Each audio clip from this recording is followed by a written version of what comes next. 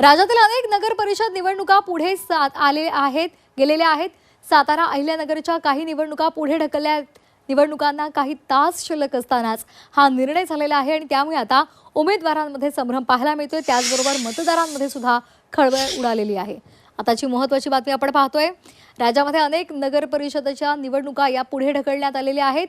सातारा आणि अहिल्यानगरच्या काही निवडणुका पुढे ढकलल्या आहेत। निवडणुकांना काही तास शिल्लक असतानाच हा निर्णय झालेला आहे। त्यामुळे आता एकच संभ्रम पाहायला मिळतोय।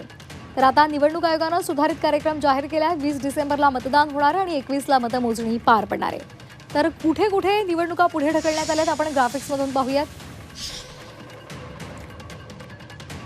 तर बारामती, फलटण, महाबळेश्वर, मंगळवेढा, यवतमाळ, अंजनगाव, सुरजी इथे निवडणुका लांबणीवर गेलेल्या आहेत।